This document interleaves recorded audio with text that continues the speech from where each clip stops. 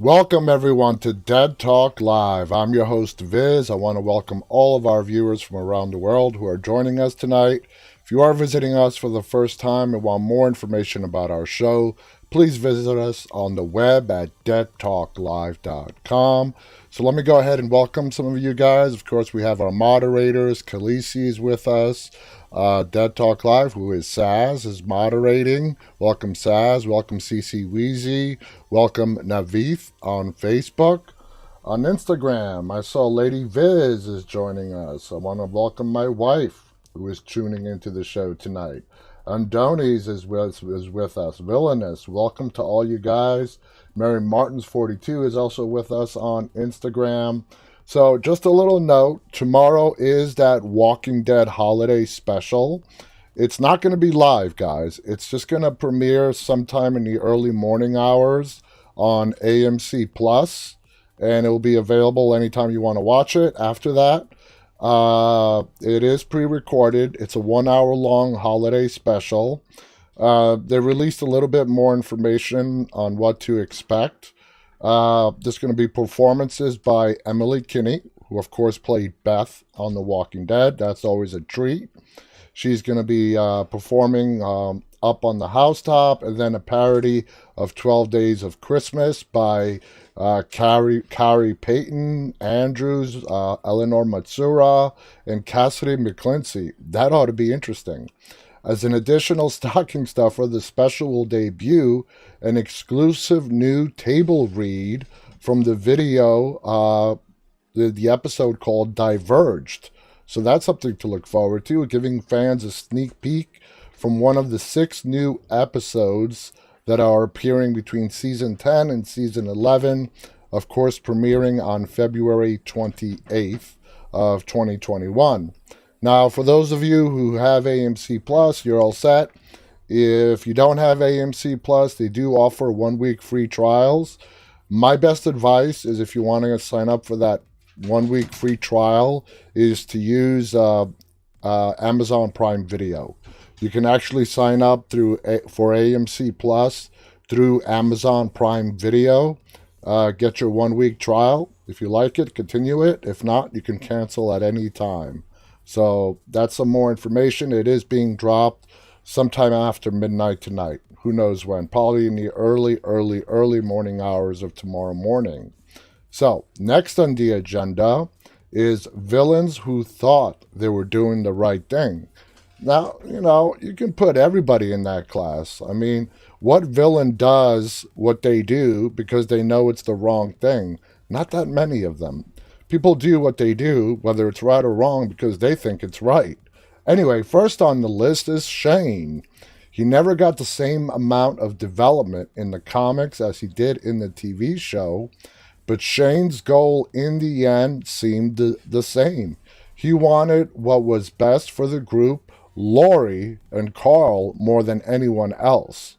He went about this extremely poorly, to put it mildly, mostly due to his obsession with Lori and being her new lover. Replacing Rick, it caused him to blame Rick for everything after Rick came back, saying it would all have been better if he would have stayed dead. Ouch. Jealousy ended up being his downfall. We all know how that story goes. Welcome to Sammy on Facebook. So, the next person on the list is Chris. He wasn't necessarily an antagonist in the same way that a Negan or a Governor was, but his actions firmly planted him there and rightfully brought the righteous fury of Tyrese on him. You guys remembering who Chris is now? Remember Terminus while Carol was out rescuing the people and Tyrese was left in the shed? That's who Chris was. Anyway, he acted as the group's babysitter for a spell while secretly pressuring Julie into a suicide pact with him. While it was scummy and vile of him, he genuinely thought it was for the best that it let the two of them get to live together forever. He ended up getting the death he wanted, just not in a painless fashion. Next on the list, and they're bringing up characters that a lot of you are saying, who the hell is that? Next one is Lily Cowell. Lily was one of the many Woodbury residents who followed along with the governor without question, fearing what would happen if they ever spoke out against him. To her, she was just doing what she had to survive, never taking in how heinous the actions of the governors were, until he ordered her to fire on Lori. She snapped after she found out Lori was carrying a baby, turning on Philip and eventually leading directly to his death. Her story even got to continue in a spin-off novel series. Then they actually put Gabriel on this list as villains who thought they were doing the right thing. I just flat out called Gabriel in the early stages a coward, but do you want to call him a villain? All right. Gabriel never became a traditional antagonist due to his cowardly nature, but his actions alone warrant him being considered a villain. Despite everything he did to try to redeem himself, he sacrificed others to remain among the living, justifying it as a means of spreading the faith and bringing comfort to others. He always found himself to be more important than others until the latter half of the series when he's gutted by Beta. Oh, damn. All right. Negan. Okay, now Negan is somebody we cannot argue as being a villain. Want to welcome Rivero on Instagram. Jose Nicoletta is with us. Goka is also with us. Philip Thompson is with us on Facebook. Brian T is also joining us, as is Sammy. So, Negan, a man as violent and unhinged as Negan, rarely has reasoning for anything he does, mostly falling under the psychopath category like the governor. Now, I disagree with that, and I'm not going to go into it again. The governor was a true psychopath. Negan is not a psychopath. Anyway, Negan was different, though. Everything he did, he genuinely felt it was for the best. All of his harsh actions kept others in line, thus lessened the infighting that he had to deal with. He even had a code of honor that he strictly lived by. Unfortunately, he lacked an understanding of emotions any longer. He lost touch. And he really thought, as he explained to Alpha, that his shit didn't stink anymore, leading to his many horrific actions. Last on the list is Dwight. As with Negan, there were many layers to Dwight's personality that slowly got unraveled as the story carried on. He went from Negan's right-hand man to Rick's, showing what a trusted lieutenant he could be. If you guys haven't figured this out yet, they're mirroring both the comic books and the TV show. What they're talking about Dwight is in direct relationship to what happened to Dwight's character in the comic books. The biggest trait of his personality is his strong sense of justice that forms beneath both leaders. It helped steer many of his actions, such as welcoming the burning of his face at the hands of Negan and willingly letting Sherry go. It also directly led to his death, as he felt he needed to free the citizens of the Commonwealth from oppression. If you guys don't know the story in the comic books, of course there is no Fear the Walking Dead. Dwight stayed and became a trusted member of Rick's militia. You could say his right-hand man, because Daryl does not exist in the comic books. And he did not like how people were living under the Commonwealth. Basically, it was a system of how important you were before the apocalypse. So he didn't like it. He wanted to start a revolution. And Rick felt in order to keep the peace with the Commonwealth, he did kill Dwight. So Rick also accidentally killed Sherry in the comic books as well, which led to Dwight and Rick not getting along that well after that. So you could tell where the stories really, really diverged from the comic book series to the TV series. Anyway, guys, it's that time of the year again where we get to see the list of the best horror movies that were released in the year 2020. The year 2020, well, basically it sucked. There's no other better way to put it. So let's go over the list of some of the best horror movies that were released during the last 12 months. We only have 2 weeks left to go in the year, and there are not that many. I don't think there are any new horror movies being released in the next 2 weeks. So let's go ahead and take a look at this list. All right. Now, I got to admit, I have not seen the majority of these. First on the list is a movie called The Wolf of Snow Hollow. And if you guys have seen any of these, please chime in, okay? We all have been in desperate need of fun horror movies this year, and that's part of why The Wolf of Snow Hollow worked so well for me.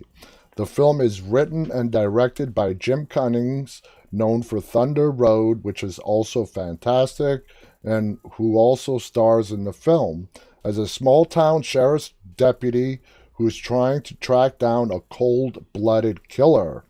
The late, great Robert Forster stars as Cummings' father and the sheriff of the town, where a werewolf may or may not be responsible for the killings.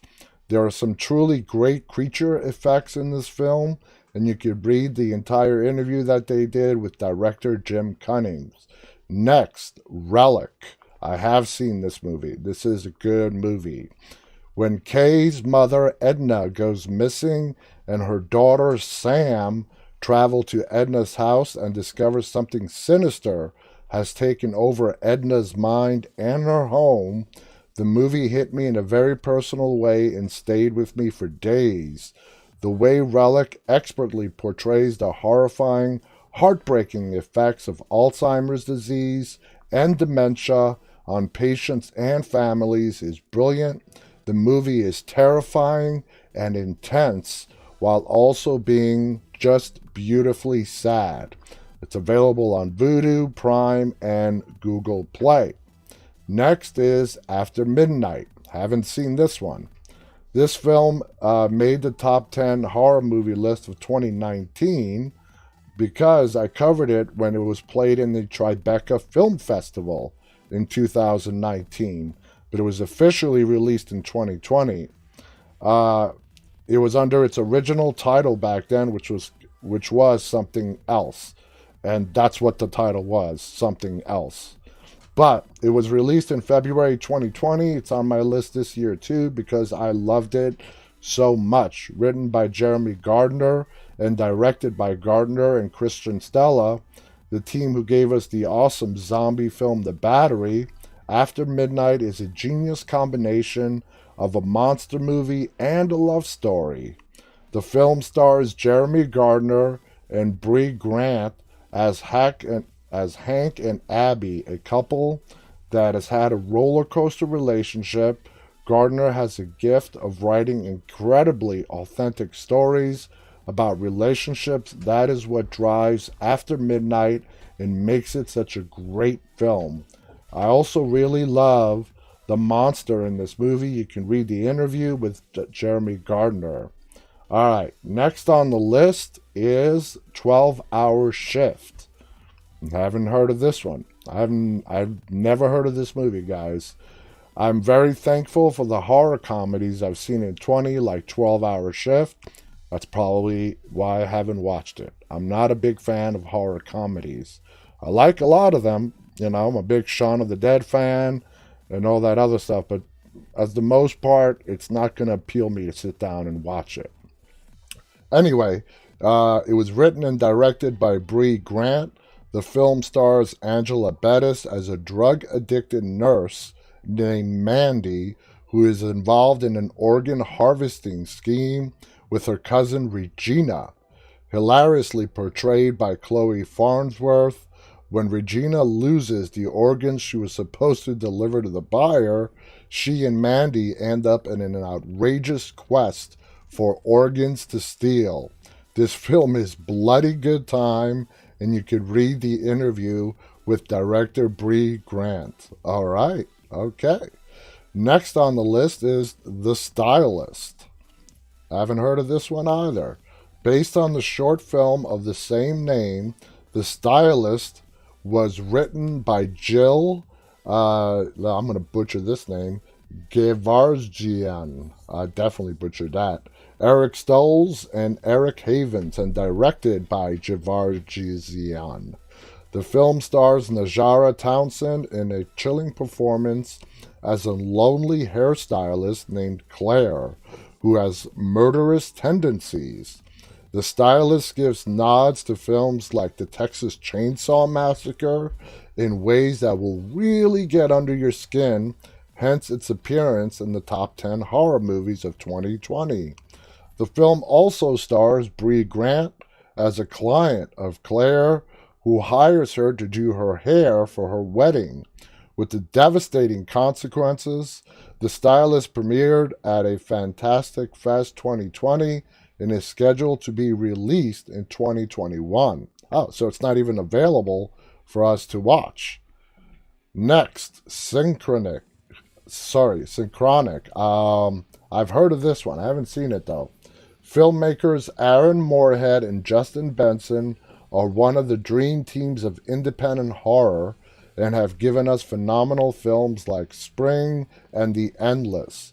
Written by Benson and directed by Moorhead and Benson, their latest film, Synchronic, takes us on another mind-bending journey.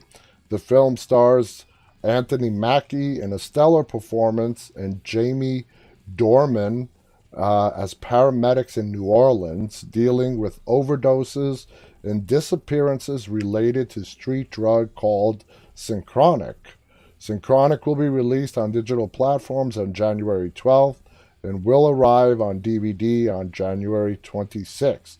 Now this next movie, The Dark and the Wicked, we actually had the star of one of the stars of this movie as a guest on our show. And that is Michael Abbott Jr. He also appeared in the season 6 premiere of Fear the Walking Dead. He was Isaac. And Michael, I've seen this movie. It is absolutely brilliant. I loved it. It's on, well, you can stream it. You're going to have to rent it or buy it. But it's available on every, popular streaming platform. Not on Netflix. You gotta, it's on Amazon Prime, Vudu, Fandango Now. You could rent it or buy it. It's a scary-ass movie. Again, it stars Michael Abbott Jr. So let's see what it says. The Dark and the Wicked was the scariest movie at Fantasia Film Festival this year. Written and directed by Brian Bertino, who is known for The Strangers. The film slowly gets under your skin and leaves you breathless and terrified by the end. The Dark and the Wicked tells the story of a man named Michael, played by Michael Abbott Jr., and his sister Louise, played by Marin Ireland, who travel to their parents' farm to help out their mother, who takes care of their sick father. They realize that a malevolent force has enveloped everything on the farm, including their mother. Watch this one in the dark, and I guarantee you will be looking over your shoulder for the next week. He goes on to say you can check out my interview with star Michael Abbott Jr., where we discuss The Dark and the Wicked here. We've also had Michael Abbott Jr. on our show as well. This was before this movie came out. It's a crazy-ass, scary movie. So you guys have to watch it. I mean, it's not that expensive. You could rent it for like $4, but you can buy it for like $9 on Amazon Prime Video or anywhere else. So I definitely recommend you guys check that out. All right, next on the list is Freaky. Nope, this came out recently, I believe. Written by Christopher Landon and Michael Kennedy and directed by Landon, Freaky is even more fun than Landon's previous horror comedy, Happy Death Day and Happy Death Day to You, which I really loved, full of clever nods to horror movies like Nightmare on Elm Street and Candyman. Freaky stars Catherine Newton, the Society, as a teenager named Millie, who is attacked by serial killer the Blissfield Butcher, played by Vince Vaughn. I'm sorry, I can't see Vince Vaughn as playing a serial killer, and ends up switching bodies with him. Millie has to figure out how to switch their bodies back in 24 hours, or she will be stuck in the body of the the Blissfield Butcher forever. This film features the best horror movie kills of 2020 and includes some insane practical effects. Freaky is the most fun I've had watching a horror movie this year, and you can read their interview with Catherine Newton. All right, The Invisible Man. This was a great movie. I don't know if you guys are fans of The Invisible Man. Not really a scare. If you go back to like the original, the black and white, I wouldn't call it a horror movie, but they made this one really, it was scary. Written and directed by Lee Wanell, The Invisible Man stars Elizabeth Moss as Cecilia, a woman who finally escapes her abusive boyfriend, only to have him stalk her. The worst part of being hunted down by her boyfriend is that he is invisible and can seemingly do whatever he wants, including killing people close to Cecilia. This extremely well-written thriller follows Cecilia as she fights to the death to get her life back. It's available on Prime, Hulu, and HBO Max. All right, I think we're coming close to the end here. Color Out of Space. Never heard of this. Based on the short story by H.P. Lovecraft, director Richard Stanley's Color Out of Space stars Nicolas Cage as Nathan Gardner and Jolie Richardson as his wife, Teresa, whose family is affected by a meteorite landing in their yard.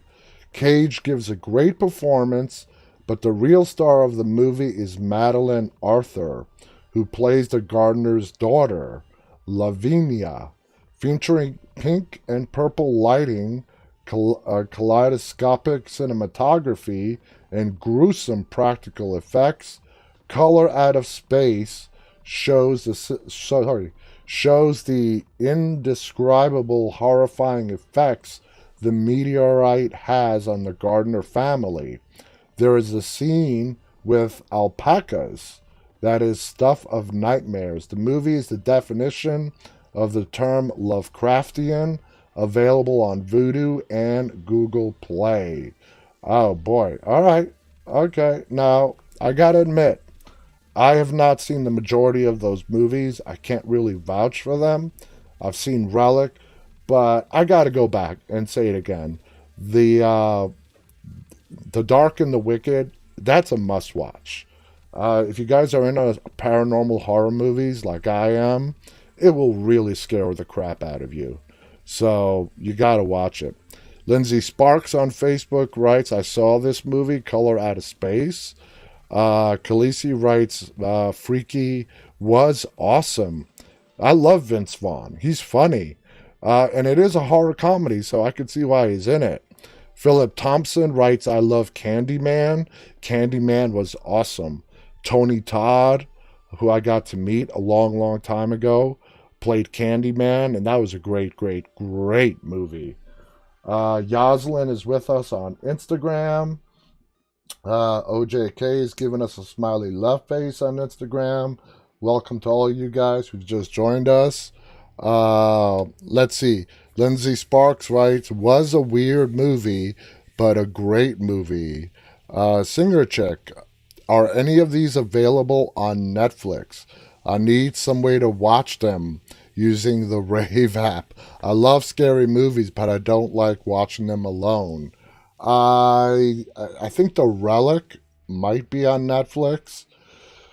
That's what I don't like about how movies are distributed today. You either gotta have like all subscribe to all the major streaming services like Netflix, Hulu, Amazon Prime Video to really watch what you want to watch, or you gotta pay for each movie individually. So they gotta figure that out. They gotta figure out a better system with digital licensing rights to get these movies actually seen by more people. Okay, we've talked about it before. The movie theater, the way we used to go to the movies, will it come back? Won't it come back? We don't know. Right now, it doesn't look very good for the movie theaters moving into 2021. So we are seeing these Hollywood studios make adjustments, releasing movies to limited amount of movie theaters and to streaming services simultaneously. There are more and more streaming services being released. For example, HBO, which has HBO Max, announced, I believe this past week, they are going to open up 2 more streaming movie services. I mean, what? They want to, I mean, yeah, they want you to spend money, but come on. Uh, I mean, I don't know what to say about that. HBO gonna have 3 separate streaming services? How is that gonna work? If you want it, you gotta pay for each one separately? That doesn't make a whole bunch of sense. But anyway, we gotta see how it goes. But they gotta figure out a way to make it work. Because spreading these movies out all over the place and having people having to pick one service over another to watch a movie, in the long run, that's just going to end up hurting them. It's going to end up hurting the movie studios, the TV networks, because they are going to be depriving their shows, their movies to a lot of viewers who are not willing to sign up to 8 different streaming services to watch the movies they want to watch. So, anyway. And right, Philip Thompson writes, some people have no money. People are out of jobs because of COVID. So I think it would be great for Hollywood in general to get together and figure out a uniform digital licensing system where people who are out of work can't afford it. And there are a lot of people out there out of work, and it's really bad. That people are in really bad circumstances right now. And I think now, during these bad times, is when TV shows and entertainment, like Jamie King said the other day on the interview that we had her here, how entertainment, art has always been important. In the roughest of times, it's our way of distraction. It's our way away from the real world to forget about what's going on in the real world and get an hour and a half distraction from the real world. So anyway, we got to see what they come up with, but I think they'll figure it out that in the long run, they're going to end up hurting themselves and having HBO and Cinemax and all these other, Netflix, Hulu, all competing against each other. You know what I mean? They're all competing against each other, and in the end, they're all going to be losers unless they come together. I'm not saying to form a monopoly. I just want to be clear about that. I don't want one huge monopoly where this thing is going to end up in antitrust on Capitol Hill. Them arguing, being sued by the federal government on monopolizing everything. That's not what I'm talking about. I'm talking about a system just to make these movies and TV shows more easily accessible and affordable to the viewing public. Anyway, I'll get off my soapbox for now. Okay, here are 10 things you did not know about Rick and Negan's characters, their rivalry. This is from the comic books, okay? So, if you're not familiar with the comic books and all you know of Rick and Negan is from the TV show, this is going to give you some insight to how the characters differed in the comic books from the TV show The Walking Dead. So, number 10, Negan has always held a great deal of respect for Rick. That is not really necessarily true on the TV show. It is more noticeable once Negan is no longer an antagonist, settling into his anti-hero role, but he's always held a great deal of respect for Rick, even when they were coming to blows. Rick represents a lot of what Negan wishes he could be, a true leader of the people, someone people want to follow rather than someone that they merely fear.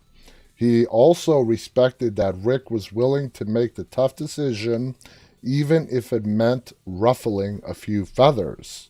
And we all know Rick, even on the TV show, has never been afraid of doing what he thought was right, even if that decision was horribly wrong, like attacking the Savior Outpost. But he's always made the decision that he felt was right. Sometimes arrogance did get the best of him. So, next, they're both natural-born leaders. While how they go about it is certainly different, they both have the DNA of a leader.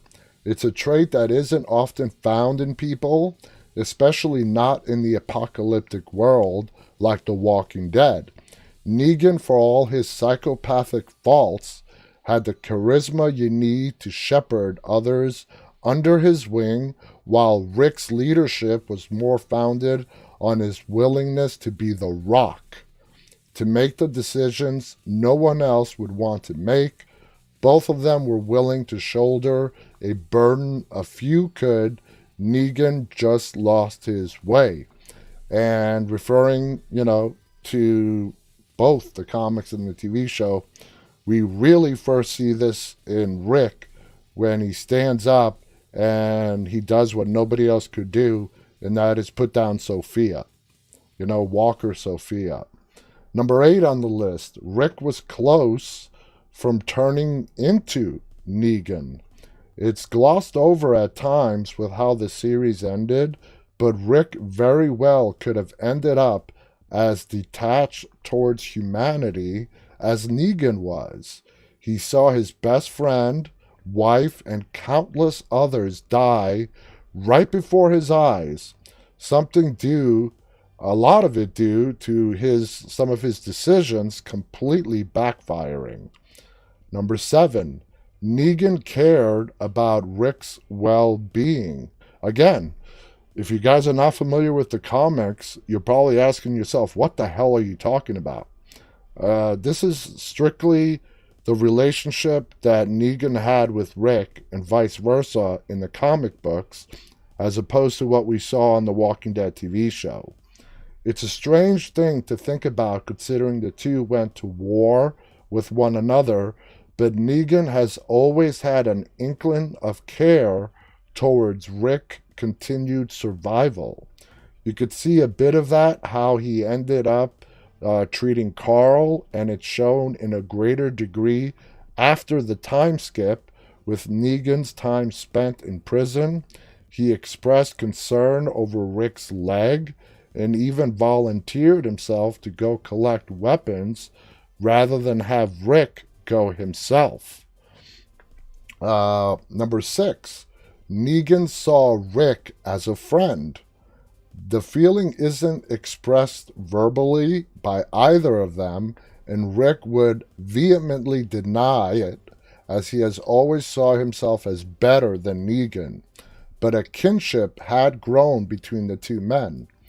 And, after All Out War ended on the TV show, where really Rick would be the only one to come down and visit Negan to sort of fill him in on what they're doing up above, Negan was defiant. He's like, you're just building it for me. I'm the one, I'm still going to take it all over. So he was being defiant to when Rick left the show. While you couldn't see them knocking beers back in the bar, the confessions they made to each other about the worst thing they'd ever done is something you talk about is not something you talk about with a casual acquaintance. It shows a level of connection and trust, another sign was the level of glee Negan took in working with Rick. So, I saw someone here say that they did not, I think it was Khaleesi who said she did not know anything about the comics. So I can imagine how this must seem completely foreign to you guys. Singer Chick writes, I don't know how that will work. Let's see, what do you guys talk about getting together, even with watching some of the old Walking Dead episodes? Khaleesi writes, nope, I know nothing about the comic books. Number 5 on the list is Negan provided a second father figure to Carl. Now, this is something we definitely saw on the TV show. Negan cared about Carl to some degree. Carl is far from calling Negan uncle or even ending his desire to murder the man, but it's clear Negan has rubbed off on Carl and even sees him as somewhat of a surrogate son to him. This relationship takes a hit after Carl shoots Lucille, his trusty bat. However, it's repaired some in the years that Negan spends in prison.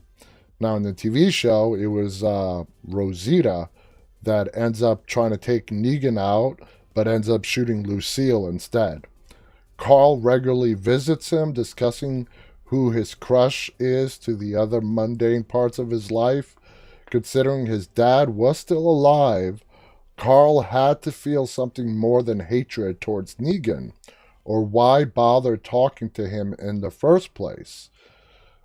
I know we're all upset we lost Carl, but I would have loved to seen how they would have played it out on TV if Carl was still alive. What would Negan's relationship to Carl be right now? Let's say everything else happened the way it did. Rick disappeared at the end of episode 5 in season 9, but let's say Carl was still around, okay? What would his relationship be with Negan? And if Carl was still around, would Negan have a relationship with Judith? It's just something we'll never know. Okay, number 4. Both were forced to kill loved ones. Both of them were forced with the prospect of killing a loved one who turned into walkers. Negan's moment came far earlier than Rick's and led to him becoming the way he was. He couldn't bring himself to end his wife's life, instead leaving her to rot rather than doing what needed to be done. Rick, meanwhile, had the opposite reaction with Andrea, because remember, Rick and Andrea were a couple. There is no Rishon in the comic books. It was Rick and Andrea. Andrea lasted all the way through to the Whisperer War in the comic books. Knowing that he needed to end her life, even as he fought back the tears, it was one of the best moments in the series and showed the difference between the two men. So, number 3 on the list. They're both men of their word.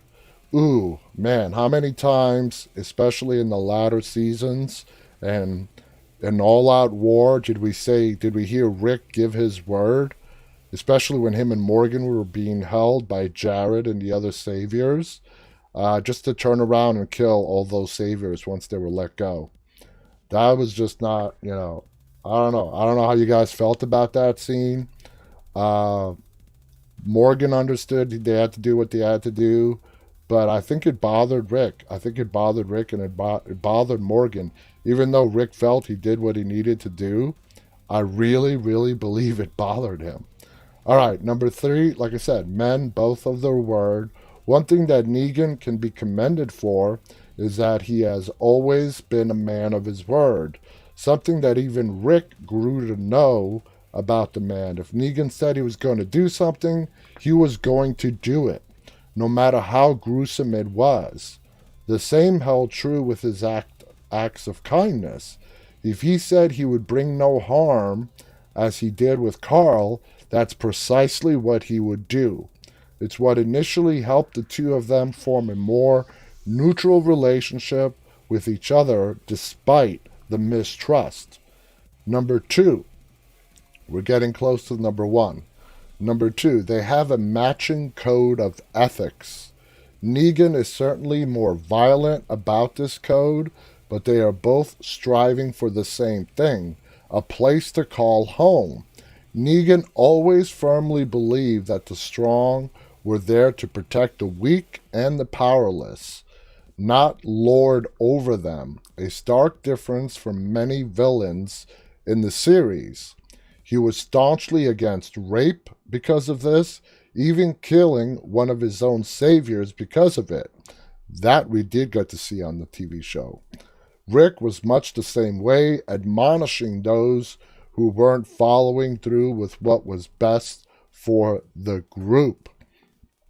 Singer Chick writes, it bothered me that Rick gave his word and went back on it. It was like he knew he was going to do it before he did it. Oh yeah, he was lying to them, and they believed him. And remember, those are the guys that escaped from the hilltop that were being held prisoner. When All Out War started, the big fight between Morgan and Jesus. Morgan wanted to kill him. Jesus wanted to save him. They ended up taking Jesus' side, brought them to the hilltop. They were there as prisoners. Simon botched attempt to kill everybody at the hilltop. Some prisoners ran away. Rick went looking for them, caught up with Morgan. They were caught. They were tied up. Rick lied to them. I give you my word. Let us go. We all go back together. Well, walkers came into that bar. The Saviors ended up believing Rick, cutting him loose, and after they used the Saviors to take down the majority of the walkers, Rick turned around and Morgan, and they killed him. It was not his best moments. Lindsay Sparks writes, so where is a comment? I do like the friendships between Negan and Judith. Yep, so do I, but who knows if that friendship would exist if Carl was still alive. All right, number one on the list, they both have a strong sense of family. Throughout Rick's journey throughout the world, one thing remained a constant, keeping his family safe. For a time, that meant Laurie, his unborn child, and Carl, eventually whittling down to just Carl by the end. Everything he did was to keep them safe in some form or another, a goal that Negan can relate to. The loss of his wife broke him, and he constantly seemed in search of a child to help mentor, be it Carl or Lydia, during the Whisperer arc. So there you guys have it. And 90% of the stuff that I just read to you, we did not get to see play out on the screen of the TV show. So I wanted to read that to you guys because it really shows the difference on how they really changed it up from the comic books to the TV show. Did they do it because Andrew Lincoln was going to leave the show? Maybe. But the relationship between Rick and Negan, it was not anywhere close as it was in the comic books. So anyway, let's see what else we have on our list here. I want to see how much time we have left. I want to just quickly show you guys. Let me bring it up here. I don't know how many of you guys subscribe to Shudder. Shudder is it's an AMC-owned streaming service, and it's great. It's all horror, and they came out with some of the top 10 Shudder movies that you should watch if you do have Shudder. So let me go ahead and bring that up. And surprisingly enough, this first movie on the list, The Changeling, I didn't find this article till today. I saw this movie for the first time last night. Okay, it's not a new movie, as you can tell by the artwork. It was made in 1980. Okay, that's when this movie came out, 1980. And it got really great reviews. I was looking for something to watch, and I'm like, okay, hell, let me watch it. It starred George C. Scott, who's, was a legend, is a legend. He was a legend in films. He also starred in The Exorcist 3. But this was one of the early day horror paranormal movies after the Amityville Horror, and probably was made maybe because of the Amityville Horror and the success that that reached. But it's a definite recommend. It's called The Changeling. It released in 1980 and featuring an iconic performance from George C. Scott. The Changeling tells a story of a man trying to deal with the tragic deaths of his wife and daughter, and is one of the best movies about a haunted house ever made. Scott's character, John, is a composer and is so overcome with grief that he moves to a large old house far away from the life he once knew with his family. It turns out that the house is haunted by the ghost of a little boy who starts attempting to communicate with John, resulting in some chilling scenes. The Changeling is an absolute classic and masterpiece, making an effective horror movie that stands the test of time. And like I said, I just watched this movie for the first time last night. Singer Chick writes, it's a great movie. I thought it was great. I agree. So if you guys have Shudder, remember, these are all movies that are available on Shudder. I definitely recommend you guys watch The Changeling. Another one on the list, The Taking of Deborah Logan. Okay? Found footage tends to divide horror fans, but you have to be a fan of the subgenre to appreciate the sheer terror of The Taking of Deborah Logan. Jill Larson gives a phenomenal performance as Deborah Logan, an elderly woman suffering from Alzheimer's because they need money to keep their home from being repossessed. Deborah's daughter agrees to allow a group of film students to make a documentary about Deborah. As her behavior becomes increasingly bizarre and alarming, they begin to realize that something other than Alzheimer's is affecting Deborah.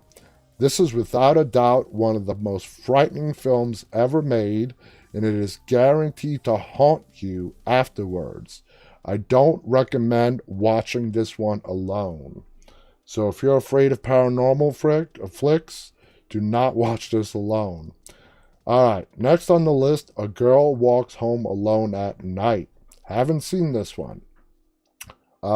Next, also, Scream Queen, which the writer of this article calls My Nightmare on Elm Street. I'm just going through this list because we're running out of time. Satanic Panic. That's an interesting title. Satanic Panic. Alright, this is a horror comedy. Satanic Panic made my list of the top 10 horror movies of 2019, boasting an incredible cast, including Haley Griffin. The film follows a pizza delivery girl who is targeted by a satanic cult who want her to be their virgin sacrifice. Satanic Panic, I'm sorry, that name just really amuses me. Satanic Panic features some insane practical effects and hilarious dialogue, and it is such a fun movie. All right, let's see what else we have on this list. In Search of Darkness. Nope, haven't watched that. The Transfiguration. I have seen that. That's pretty decent. Blew My Mind. Haven't seen that. Oh, Hell House. How many of you guys have seen the Hell House movies?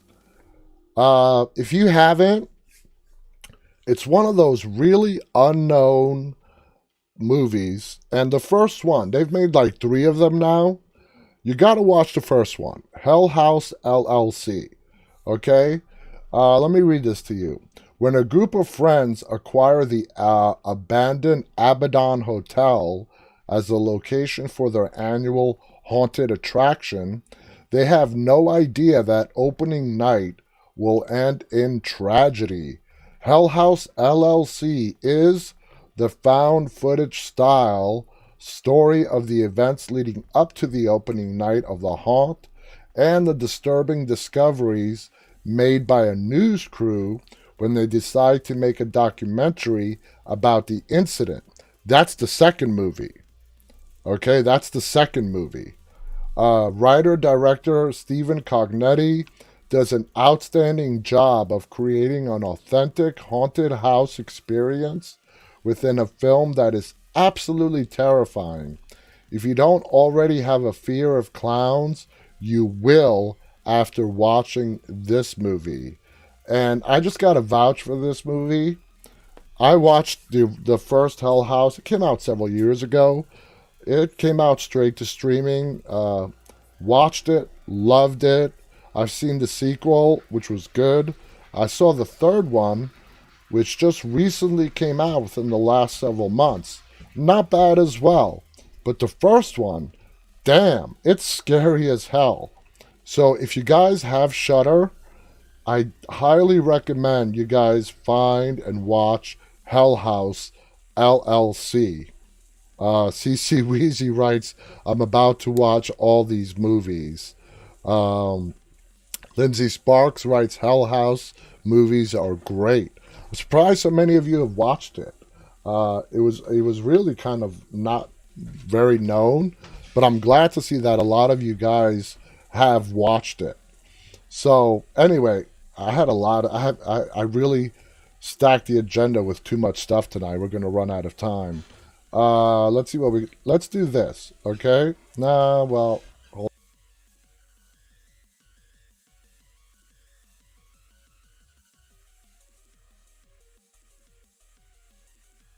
Sorry, wrong screen. Anyway, as you could tell, when I load up my stuff with an agenda that's a little bit too ambitious, it's a little bit too much. But anyway, with the time that we have left, I put together a very short list of my favorite serial killer movies.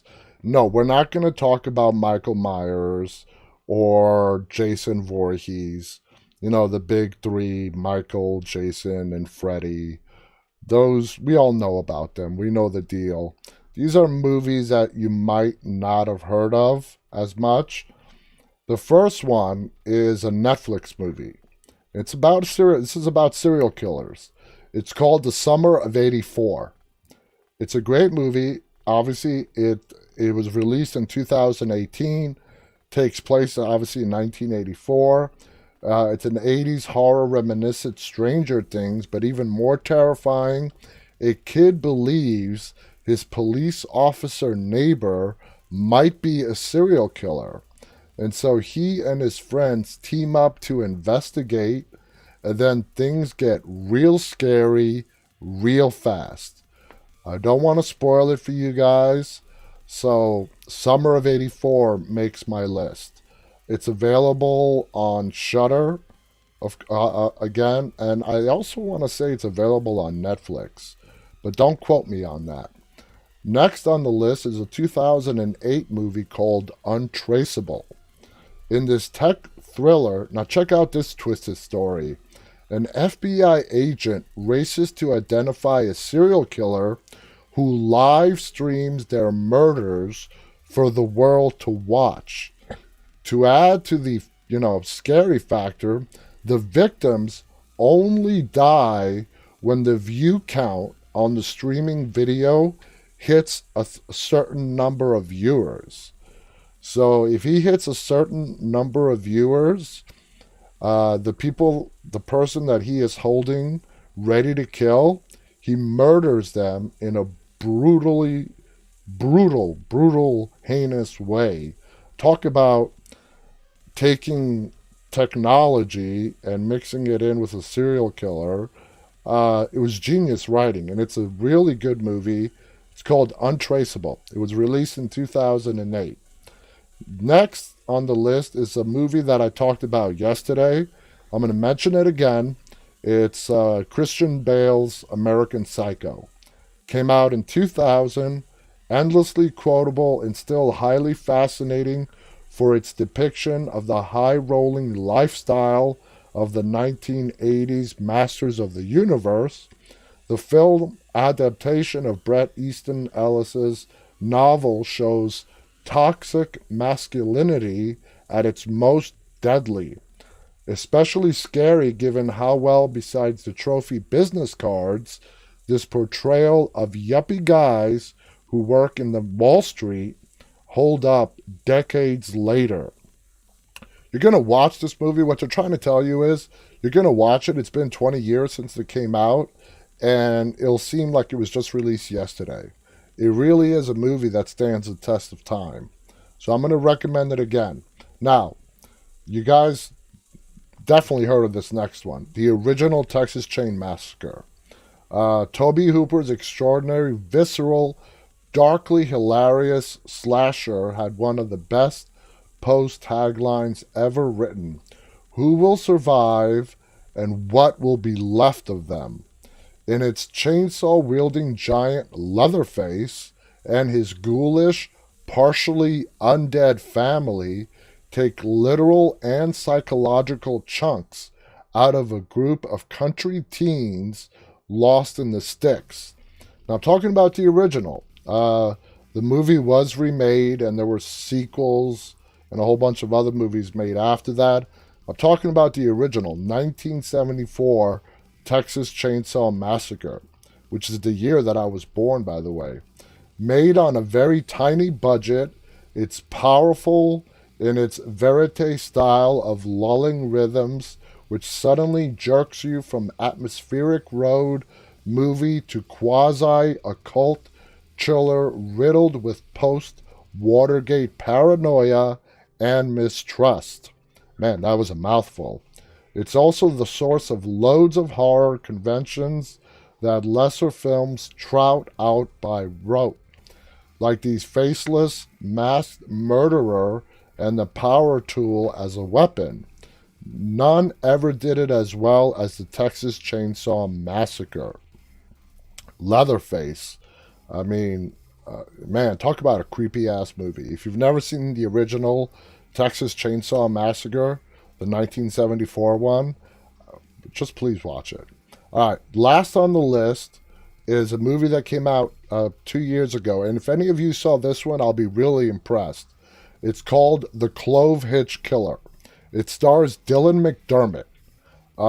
It's life in a small Christian American town, church-going people, but there is a serial killer that has gone dormant for many years. That serial killer was called the Clove Hitch Killer. It was directed by Duncan Skiles. He replicates this bait and switch through cinematographer Luke Macabre's camera. The film is shot stock still, the camera more or less fixed from one scene to the next, as if affected by the vibe of the routine humming throughout its setting of somewhere in Kentucky. Almost none of the characters we meet in the movie have a spark.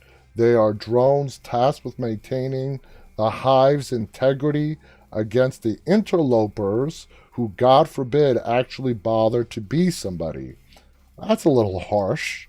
But anyway, caught up in this dynamic is Tyler, awkwardly quiet and shy, the son of Don, played by Dylan McDermott, a handyman, a scout troop leader, which brings no end of unexpressed consternation to Tyler as the scout himself. Anyway, this movie is it's great. I should have mentioned it yesterday when we were talking about our psychological horrors. It's called the Clove Hitch Killer, and it is available on Hulu. So anyway, guys, check it out.